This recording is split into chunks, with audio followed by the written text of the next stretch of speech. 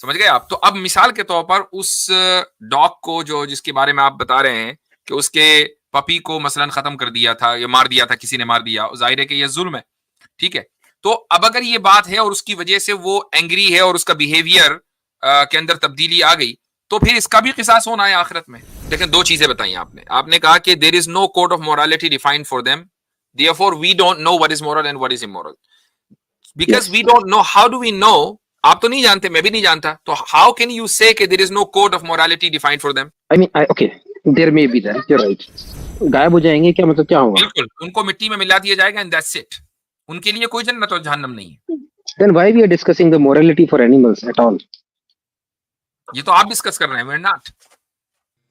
ऊपर से materialistic body है हमारी, but there is energy inside us.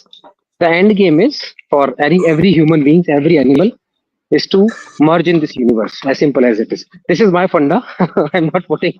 तो आप जो ये कह रहे हैं कि आपका ये एंड गोल है कि आप इस यूनिवर्स में विलय हो जाएंगे, तो उसके बाद फिर क्या Exactly. होगा? कुछ नहीं होगा, खत्म हो जाएंगे आप।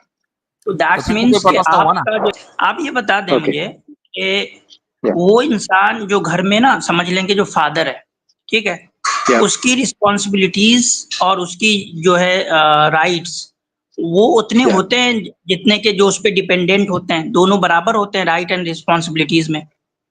नहीं, father has more responsibility towards the kids तो फादर की रिस्पॉन्सिबिलिटीज एंड राइट्स ज्यादा कैसे हो जाती है? Because he has to take care of them until unless they are independent. वो डिपेंडेंट है अभी, तो जब तो तक वो ये चीज डिपेंडेंट आप नहीं होंगे रिलेट तब तक। करें अगर ह्यूमन बीइंग के बारे में कि human being are more responsible, ठीक है, Yes. तो उनकी जवाबदेही जब ज्यादा है तो उनके राइट्स भी ज्यादा होंगे। तो आप कह रहे हैं नहीं Yes. आप रिस्पॉन्सिबिलिटी भी उतनी ही रखो जितना कि एक कुत्ते की रख No, रहे no, हो, no, I'm not और saying that. राइट्स No, भी no. उतना ही रखो। Hello.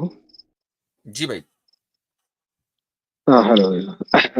Good evening, guys. So मेरा question, I'm from आप India सुनाते नहीं actually. मेरे भाई? हाँ जी, मैं सुनाता नहीं जी, फरमाइए। हूँ। मेरा क्वेश्चन एक्चुअली थोड़ा सा कंफ्यूजन है मुझे। द जी confusion is on the front कि ये जो हमारा यूनिवर्स है इसके अंदर अदर देन ह्यूमन स्पीशीज तो है ही है, इसके अलावा भी और बहुत सारी स्पीशीज है, एनिमल की है, बर्ड्स की है, सी जो सी में रहते हैं उनकी भी है, and they have their own life. So I actually I work in a forest department, so ji that is why the question is. So अभी रिसेंटली मेरा एक हमारा जो फॉरेस्ट है उसमें जहाँ मैं रहता हूँ वहाँ पे डॉग्स, बहुत सारे डॉग्स हैं। तो एक फीमेल डॉग्स थे, उसने बच्चे वगैरह दिए, तो somebody killed her puppy basically. So she was very angry and then she was fighting with all other dogs and she got in a different, जैसे किसी के बच्चे को मार देते हो आप। So I felt like she has her own story going on, and which is irrelevant for us, but very relevant for her and other animals maybe around her. वो अफेक्ट हो रहे होंगे उससे। तो बट उसका कुछ नहीं है ना, मतलब एज पर अगर हम देखते हैं इस्लाम में, तो there is nothing for her. she does not have any value, उसका कोई पर्पस नहीं है लाइफ का। So ठीक, that is the confusion. सही है। दो बातें हैं। पहली बात तो ये है कि उसका कुछ नहीं है, ये एक क्लेम है और ये आर्ग्यूमेंट फ्रॉम इग्नोरेंस इसको कहा जाएगा, चूंकि उसका भी बहुत कुछ है और वो इस तरीके से है कि एक हदीस में मैं आपको बता देता हूँ, रसूल अकरम सल्लल्लाहु अलैहि वसल्लम ने फरमाया कि आखिरत में हर एक को बदला दिया जाएगा, यहां तक कि सींग वाली बकरी ने बेसींग वाली बकरी को अगर मारा होगा तो उसका भी बदला दिया जाएगा, और जब बदला हो जाएगा तो फिर उनको खत्म कर दिया जाएगा। लेकिन बदले से पहले, उस इंसाफ के कायम से पहले ये जो मैदान हशर है वो खत्म नहीं होगा।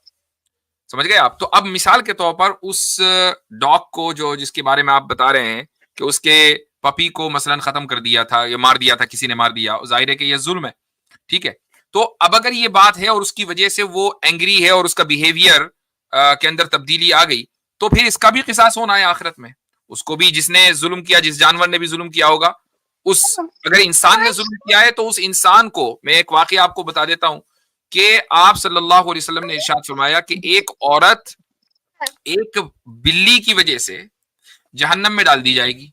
क्यों? चूंकि उस बिल्ली को उसने बांधे रखा, उसको खाना नहीं दिया, उसको पानी नहीं दिया, वो इस तरीके से मर गई, जिसके ऊपर जुल्म हुआ।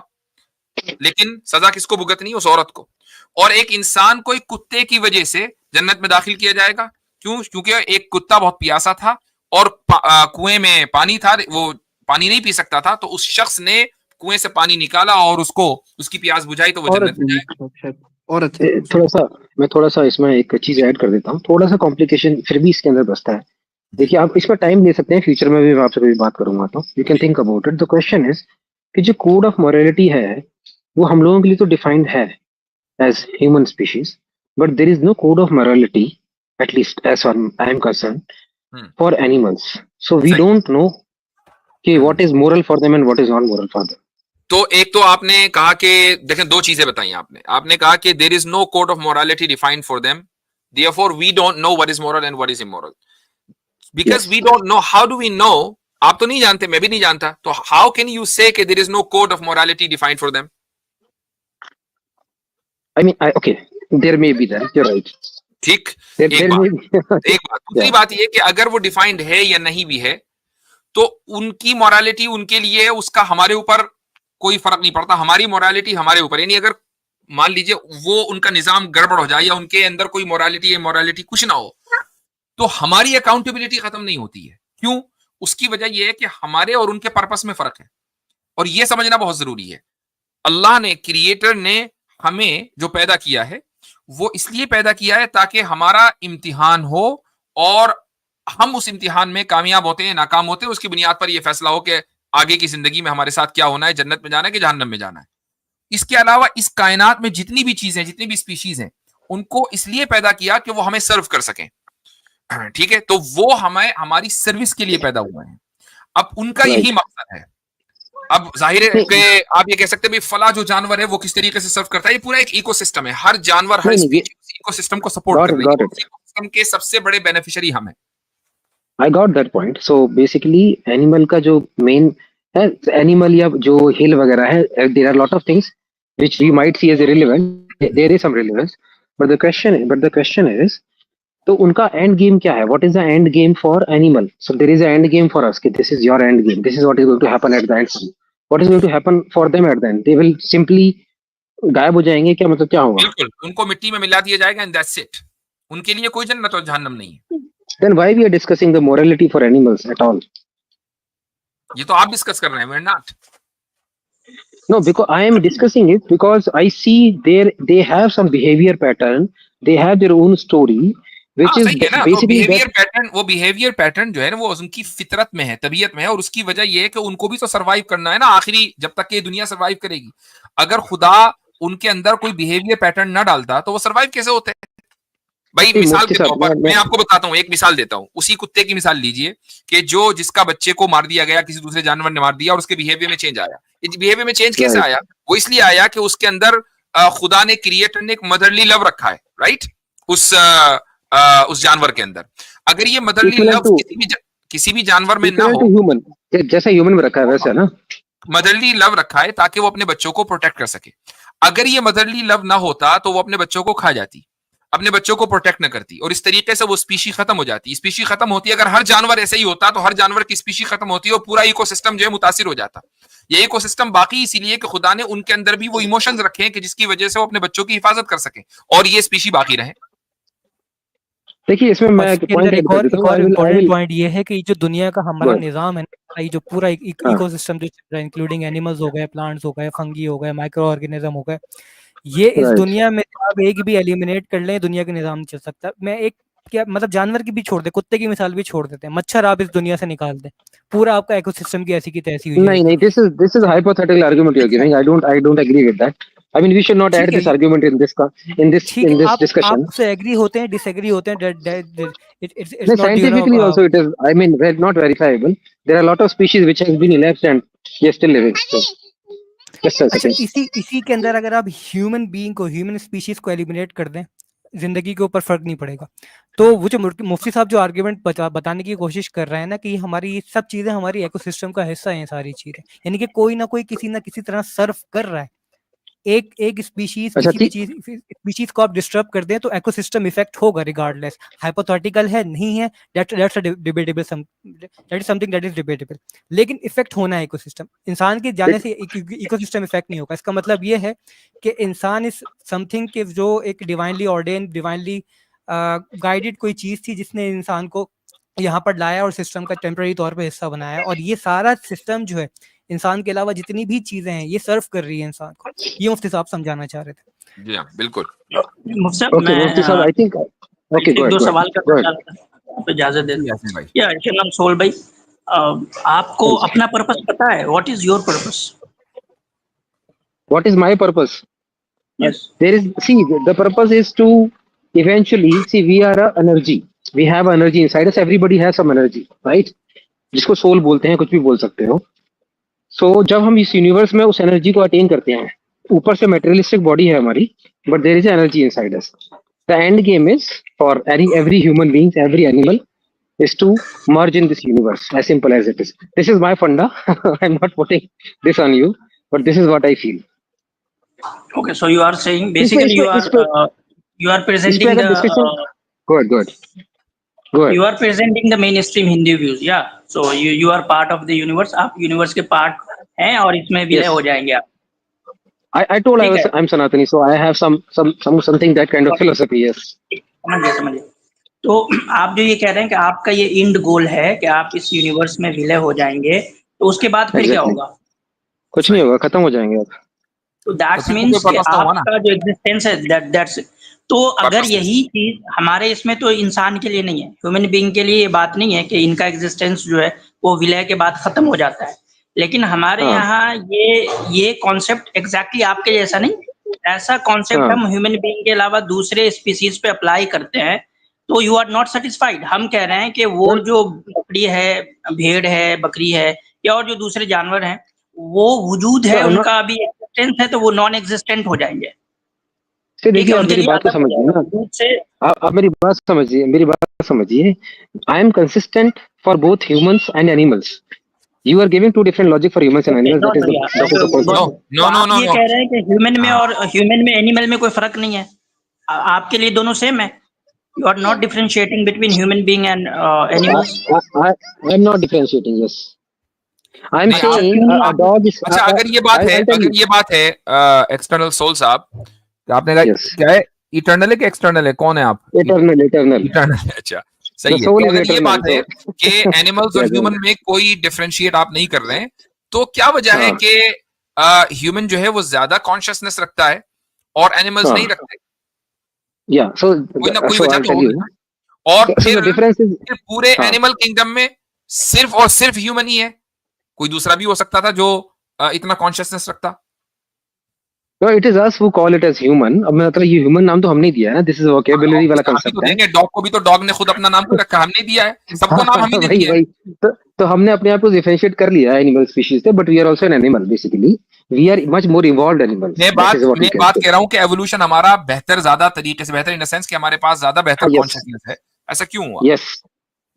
अच्छा, मैं फिर देखिए, ये बहुत डिटेल में चला जाएगा. I think I can discuss it next time, but मैं ज्यादा इस पॉइंट डिटेल को में छोड़ नहीं, देता हूं. सिंपल सी बात है कि हमारा पर्पस है, उनका कोई पर्पस नहीं। उनका जो पर्पस है वो हमें सर्व करना है। ऐसा नहीं है कि उनका पर्पस नहीं है, पर्पस उनका भी है। उनका ये है कि वो हमें सर्व करें, और हमारा पर्पस ये है कि हम अपने क्रिएटर को सर्व करें। That's it, simple as that. See, I can agree to this point until unless you answer to that point where an animal has a similar situation, कि उसका बच्चा मर गया है and he is going through a same story which a human goes through. उसका बस एक, उसके पास रिसोर्सेज नहीं है, बाकी सारी की सारी जो लाइफ स्टोरी उसकी चल रही है ना, इट इज एज जो ह्यूमन की चलती है. क्यों सफरिंग है, क्यों ऑलरेडी 2 हदीसों के जरिए ऑलरेडी दे चुका हूं मैं.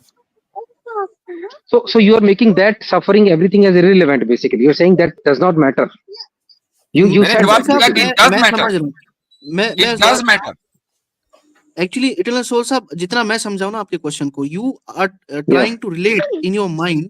Yes. The main thing is कि आप कॉन्सेप्ट ऑफ कार्मा और रीइंकार्नेशन को की तरफ ले जा रहे हैं इस बात को, isn't it? I do. See, I am a Sanatani, so at the end, yes. चंदन भाई, मैं आपसे एक दो सवाल पूछ लेता हूँ. आप ये बता दें मुझे कि वो इंसान जो घर में ना, समझ लेंगे जो फादर है, ठीक है, उसकी रिस्पॉन्सिबिलिटीज और उसकी जो है राइट्स, वो उतने होते हैं जितने के जो उस पे डिपेंडेंट होते हैं? दोनों बराबर होते हैं राइट एंड रिस्पॉन्सिबिलिटीज में? नहीं, father has more responsibility towards the kids. तो फादर की रिस्पॉन्सिबिलिटीज एंड राइट्स ज्यादा कैसे हो जाती है? because he has to take care of them until unless they are independent. वो डिपेंडेंट है अभी, तो जब तो तक वो ये चीज डिपेंडेंट आप नहीं होगी रिलेट तब तक। करें अगर ह्यूमन बीइंग के बारे में कि human being are more responsible, ठीक है, Yes. तो उनकी जवाबदेही जब ज्यादा है तो उनके राइट्स भी ज्यादा होंगे। तो आप कह रहे हैं नहीं नहीं Yes. आप रिस्पॉन्सिबिलिटी भी उतना ही रखो जितना कि एक कुत्ते की रख No, रहे no, हो, no, I'm not और saying that. राइट्स No, भी no. उतना ही रखो। Human आप is यही a तो कह see रहे हैं ना, human जब आप यही कह रहे हैं कि भाई इंसान के लिए जन्नत क्यों है और उसके लिए जन्नत क्यों नहीं है। भाई इंसान के लिए रिस्पॉन्सिबिलिटी तकलीफ भी ज्यादा है ना उससे, वो तो बस नहीं अपने नहीं ये इंस्टिंक्ट पे क्वेश्चन जी रहा है, बस बात खत्म है। इंसान तो अपने देखो इंस्टिंक्ट पे नहीं जी रहा, इंसान अपने फ्री विल पे जी रहा है, तो उसकी रिस्पॉन्सिबिलिटी ज्यादा है तो राइट्स भी ज्यादा होंगे ना उसके। आप कह see रहे हैं कि I'm भाई वो saying अपने हाँ, एक कुत्ता जो अपने इंस्टिंक्ट पे रहता है उसके लिए भी जन्नत होनी चाहिए, और इंसान की रिस्पॉन्सिबिलिटी ज्यादा है तो इसको जन्नत नहीं मिलनी चाहिए। नहीं नहीं मैं पॉइंट ये बताता हूँ आपका अपना। यही देखो मेरा प्रॉब्लम जो है पॉइंट कर्नल फूल भाई, हाँ आपका यही प्रॉब्लम है। आप कह रहे हैं कि इंसान को जन्नत क्यों मिल जा रहा है और उसको जन्नत क्यों नहीं मिल रहा। यही है ना यस बेसिकली आपका इतना कंसिस्टेंसी होनी चाहिए। यस सिंपल भाई, कंसिस्टेंसी तो होनी चाहिए। कंसिस्टेंसी है, यही तो कह रहे हैं हमारे यहाँ कंसिस्टेंसी है कि जन्नत जब जो है वो जब किसी राइट्स अलग रिस्पॉन्सिबिलिटी से होंगे है। तो रिस्पॉन्सिबिलिटीज भी अलग होंगी, ये है कंसिस्टेंसी। तो नहीं कंसिस्टेंसी ये नहीं है, रिस्पॉन्सिबिलिटी से देखो कंसिस्टेंसी ये नहीं है देखो कि राइट्स तो अलग हो रिस्पॉन्सिबिलिटी सेम हो। आपने मेरी लाइन पूरी सुनी नहीं। मैंने जो बोला था, मैंने बोला था कि जो इंडिपेंडेंट जो डिपेंडेंट है they will become independent in future, और उनकी खुद की एक रिस्पॉन्सिबिलिटी होगी। So that animal which is वो जब हो डिपेंडेंट जाएंगे तब विल बिकम इटर्नल फूल भाई, इंडिपेंडेंट जब इन हो फ्यूचर। जाएंगे तब अभी नहीं हुए वो। और आप ये तो इटर्नल देखें भाई कि जब कुत्ता इवॉल्व होके इंसान बन जाएगा ना, फिर आप ये क्वेश्चन करने आइए। नहीं, वही तो इसमें बोल रहा ये हूँ भी ना, चीज देखें इवॉल्व ना होके कि इंसान आप बनेगा ना। he will be human at the in future, right? That's what my तो faith tells me. आपका That फेथ is ये what बताता है रीइंकार्नेशन या एवोल्यूशन। yes एग्जैक्टली यही मैं reincarnation. बोल रहा था ना मुफ्ती साहब। देखिए इटर्नल सोल साहब, जो मेन मसला है ना आपका, जब अगर आप मेन पॉइंट पे आते हैं स्टार्टिंग में, तो ये और ज्यादा Yeah. फ्रूटफुल कन्वर्सेशन होती है। उसके पीछे वजह ये है जो हाँ आपके अंदर कॉन्सेप्ट है आपकी इसमें आइडियोलॉजी में, the concept of Karma and reincarnation. अगर आप उस yes पे yes फिलोसॉफिकल बात करेंगे और बजाय इसके कि आप सिनेरियोस पे डिस्कस करेंगे, तो it will be a much fruitful discussion, because we believe that concept of reincarnation और कॉन्सेप्ट ऑफ कार्मा इसलिए प्रेजेंट किया गया था क्योंकि प्रॉब्लम ऑफ इवल सॉल्व नहीं हो रही थी। बट द थिंग इज कि problem of evil concept of reincarnation और कॉन्सेप्ट ऑफ कार्मा से सॉल्व नहीं होती, बल्कि और पेचीदा हो जाती है, because it is philosophically it is already debunked और इलॉजिकल है। मिसाल के तौर पर मैं आपको no इतनी लास्ट लाइन कहूंगा, और आपके साथ ऑलरेडी बात हो गई है, फिर कॉन्सेप्ट ऑफ yes रीइंकार्नेशन पे हम नेक्स्ट टाइम आएंगे, कि अगर हम yes आपकी कॉन्सेप्ट ऑफ रीइंकार्नेशन और कार्मा में माने ना, तो आप इसको एक बार हाँ खुद समझ लीजिएगा कि according to your concept what Hitler did yeah to the Jewish kids, they deserved it yes because they would have done something wrong in their previous life. So this is what yes you believe. Okay, so इसीलिए okay next time जब आप आएंगे, क्योंकि already बहुत बात हो गई, मुझे and लगता there है are सब also philosophical problems with your I'll idea. close my argument I will close my argument with one sentence. See, तो the concept of reincarnation and the concept of God both are not debunked sorry. जैसे God का concept अभी तक confirm नहीं है, reincarnation भी confirm नहीं है। Both are concept which people talk यही अबाउट बट यही नोबडी यही कैन तो मसला डिबंक। है ना आप लोगों का, कि आप लोगों का जो रिलीजन और जो फेथ पूरा सिस्टम है ना, उसमें कुछ भी कंफर्म नहीं है। तो चले ठीक है, इंशाल्लाह फिर आपसे बात करेंगे। अच्छा लगा बात करके। ठीक है सर, ओके, थैंक यू